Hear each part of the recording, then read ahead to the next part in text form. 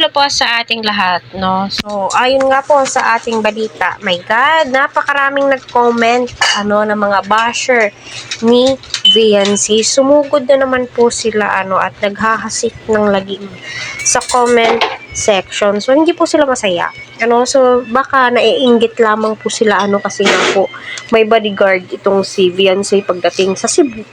At saka, apaka-feeling daw po ni VNC. My God, gawa-gawa nyo lamang po yan. Yung mga sinasabi nyo ganyan. Hindi kayo masaya. Kasi laos na yung tinutulungan nyo.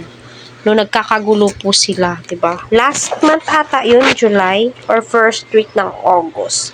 Nagsilantaran na yung mga sponsors ko, na handang suportahan yung pag-aaral niya.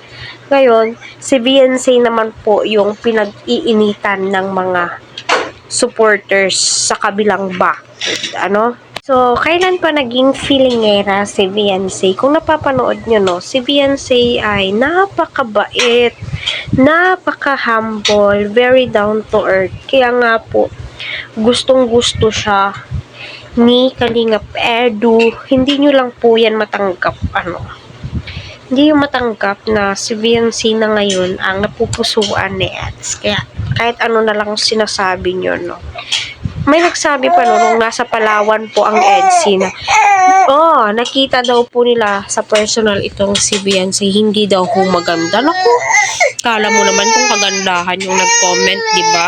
Yun na nga po, para sa akin, di po tayo dapat magsalita ng hindi maganda sa kapwa po natin, lalong-lalo na kapag mas bata pa po sa atin at napakalayo ng agwat.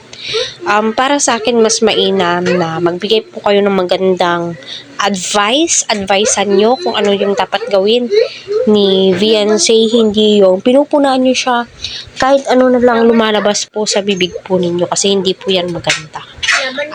Napakapangit nyo, napakapangit pong example sa mga kabataan, yung mga nagko-comment na mga seniors, kaya wala pong katotohanan na napaka-feelingera po ni VNC. Gawa-gawa nyo lang po yan.